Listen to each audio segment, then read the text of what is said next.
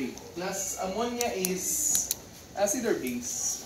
Base. Okay, it's a base, no? Okay. Plus all bases, no? Ano bang ginagawa ng base class? Yung mga base, they tend to obtain, no, hydrogen from water. Okay? So, ibig sabihin po, one hydrogen, kukunin niya, no? Punta siya dito. Then you would have, no, an NH4 positive plus an OH. Okay. Ayun. So normally, pinapakita po yung water, no? Dinidepict. Pero pwede rin po ba sa acid na ipakita kung saan napupunta yung hydrogen? Pwede rin naman, no? So, try natin. Okay. For number 2, okay, you have CH3, COOH. Okay, this one. Okay, and then you will have, okay, CH3COO plus H3O plus. Pwede rin naman to class na ano, na isulat as H plus. Pareho lang silang hydronium, no? Ayun. So, yung H plus at saka ito, they are similar. Pareho lang yung plus. So, ibig sabihin pala, pwede rin pala siyang isulat as CH3, COOH. Kasi understood na sila ay naka-diffuse or naka-submerge or naka-complex sa water, no? So, you have CH3, COO minus plus H plus. Pareho lang silang tama, ha? Either of the two. Pwede niyong gamitin. Okay? Then number 3, no? You should have, no, C6, H5, okay? NH. Plus, balik tayo sa in-org chem ninyo, no? Ang sabi kasi natin, kapag meron kayong ganitong structure, no?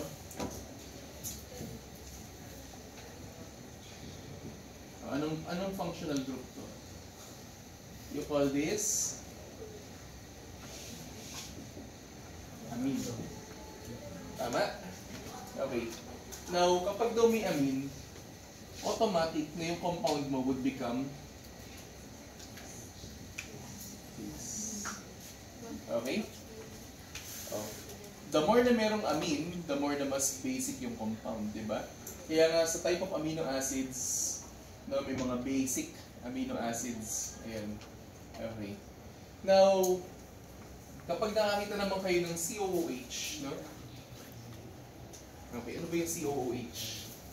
Naalala pa ba? Di ba yung ganito yun, di ba?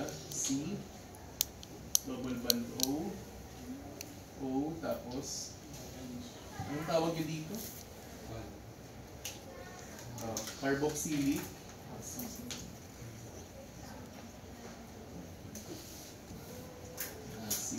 So, obviously, siya ay isang acid, no? Ayan. So, ibig sabihin, ito ba? Acid or base? Base. Kasi meron siya. No? Now, we add water, no? Okay, saan pupunta yung hydrogen? Magdodonate siya ng ano, ng hydrogen, no? So, you would have, okay, C6, H5, NH, ano na siya? NH3, positive, plus OH. Okay, sino nakapagsulat ito ba? We're able to determine the answer. Number 1 lang? Number 2, kaya? Ayun naman, number 2. Number 4 na tayo. Okay. HF. Ito, madali lang ito class. Pag-iiwalay nyo lang po. No? So, H plus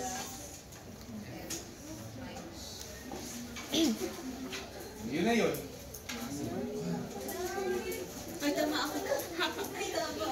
Tama ako. Okay. Plus, ganito. What about yung kanilang constant equation, no? Paano? Simple lang yun. Dalawang nasa byproduct or product, nasa taas, di ba? Okay, so simple lang to. Laging ganun na to. So NH4, NH4 tuloy. NH4 plus, okay, times OH minus over NH3. No? Huwag kakalimutan yung bracket. Kailangan kasali siya lagi. No? Ayan. Ito yung sa number 1. Okay? Number 2 tayo. Okay. Plus, ito ba pwede magkabaliktad? Okay lang. Kasi wala namang pinagkaiba ang A times B sa B times A. Ang rules ng math, di ba? Pag multiplication, either of the two places, okay lang. Kasi ang ending naman, they would have the same answer. No? Ganoon naman siya eh. So, pwede ba itong, di ang mangyayari ito, AB. Ito naman, BA. Kung may pinagkaiba ba yung variable na yun. Placement lang nung nung variable, nung units, no? Or variable. Okay? So, ito naman, ay sorry. But KA ito, KB ito. Okay. KA dito, no? KB kasi base, KA kapag acid. Okay. So, meron tayo dito, no? CH3, COO minus. Okay, and then you would have H plus. Plus, you can also write H3O, no? Plus. Okay lang yun. Pareho lang din yun, no? Now, CH3, COO.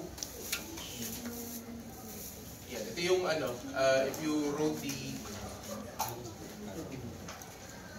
constant equation, yan na siya. Number 3 tayo. KA, KB. KB kasi base yan, di ba? Okay. So you would have C6, H5, and H3 plus, okay, OH, and then you would have C6, H5, and H.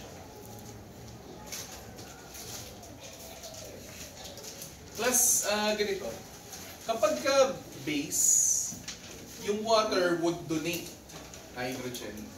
If it is acidic, the water would receive hydrogen.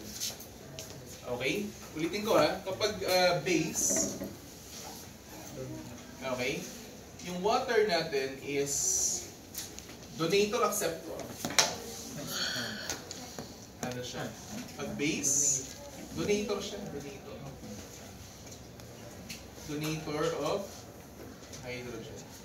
Kapag acidic, yung water natin is an acceptor of hydrogen. Tama ba? Tama. Ayan tatanggap siya kapag ka-acid, magbibigay siya kapag base. Yun yung pinagkaiba nila, class. Now, how would you determine if it is a strong or weak acid or base? No? Ayan. Sabi ko na po, no? Kapag may mga ganitong functional group, ibig sabihin siya ay base kasi may amine siya diba? Kaya nga diba ang tawag natin sa mga tawag dito sa nucleotides, no, yung nitrogenous base. Okay. Bases ang tawag natin sa kanila yung CGAT, diba? Bases ang tawag doon. Ayun. Kasi mataas yung amine nila, maraming amine, no? Ayun. Saan pa maraming amine, class? Sa church, no?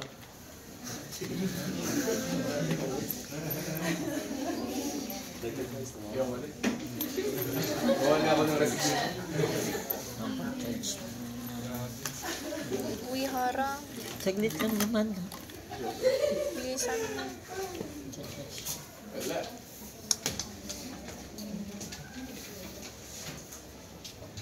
O yan, ganun lang, no? Pinag-iwalay lang natin to, no? Ayun lang, HF. Sino nakakuha nitong last? Madali lang yung pag-iwalay. Sige na. Class, pag nakuha mo to, Okay, pag nakuha mo to, meron kang 2, 2, 2. Okay. So, 8. Pag nakuha mo to, Kasama mo pala yan. sige na. Pag, ito ano to, class, sige ganito. Bibigyan ko pa rin kayo ng dito 2 points dito, ha? Pero ang pupunin ko lang total is 10 lang. So pwede, halimbawa nakuha niya yung 16. So yung 6 na puntos, pwedeng i-carry over ko na sa susunod na part, ha? Ganun. Ayaw nyo ba nun? Sige na. So ibig sabihin, pag nakuha mo yung 4 na to, tapos nakakuha ka pa ng 2 dito, perfect ka na for letter A. Okay? O, B na tayo, kay Jojo na tayo. Sinong nahirapan kay Jojo? Madali lang si Jojo. Kasi si Jojo no? Alam nyo ba bakit Jojo yan, class? Yung anime. Jojo, Bizarre Adventure. Nung una, akala ko nga bastos yun eh. Kasi hindi pala. Para pala siyang kwento nung yung isa naging vampira, ganun.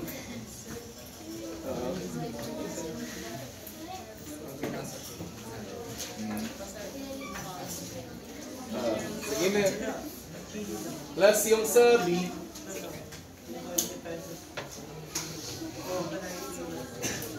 class ganito, baka yung iba sa inyo nalito, ang totoo dito class, sabi dito, concentration of its conjugate base, teka lang, review tayo ng Gen Chem class ha, nasa ng conjugate, kung kayo ay may base, may tinatawag po tayong conjugate base.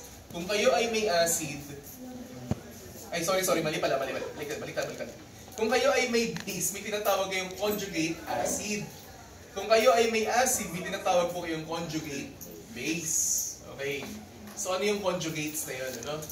Okay, so kung ito yung base, okay, ito yung hydroxide ion, so yung kasama niya would be called conjugate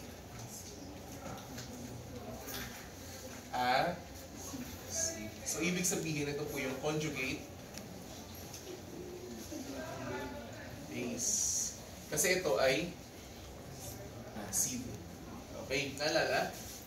The Gen Chem? Okay.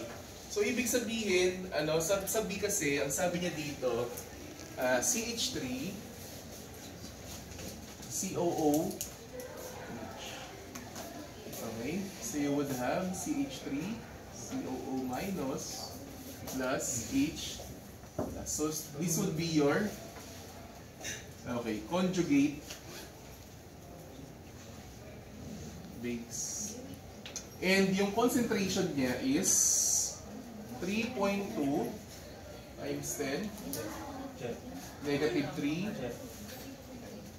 plus, naalala nyo, yung concentration ng conjugate base would always be the same with your ions. Naalala? So, CH3 equal po siya with H. Okay. Plus, how would you get the pH? So, ibig sabihin, class, nasagot na natin yung una, yung H+, ang answer dito, wala kayong kailangan i-solve, ito lang mismo. Ayan. Yan na yung sagot, class. Paano yung pH, no? Yung pH, class, is negative log. Okay. 3.2 times 10.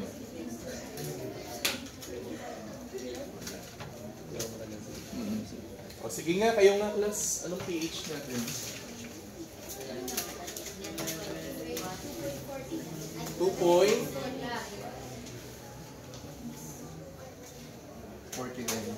Plus, tandaan nyo, class, acid yung pinag-uusapan natin. So, dapat yung pH range ninyo is within acid din, no? So, sino nakakuha ng 2.49? O, madali lang yan, class, yung pagkuha ng pH. Negative log, tapos lagay mo yung concentration ng H+. Okay, paano kunin ang POH? Ito na, no? Ito na yung isang sagot, ha? Ito yung sa pagsagot. Ito yung sagot sa 1. Okay, ito yung sagot sa 3. Yung sagot sa number 2, wait lang pala. Sa number 4 na yung POH. Plus, remember, yung PH plus POH equal siya sa 14. So, ibig sabihin po, yung POH po is equals to 14 minus the PH. Happen to be 14 minus 2.49. And this would be equal to what? 11.51. Okay. How would you get the concentration of, ito na yung sagot sa number 4, no? Yung sa pagkakasunod, no? Number 2 na tayo. How would you get the OH? No? Simple lang, class. 10 raised to the negative POH. 10 raised to negative PO. Class, this is your POH, no? Okay. So what will be the answer? 2 decimal place na lang, paki-round off. 2 point, ano? 3 point. Patingin na lang sa calculus.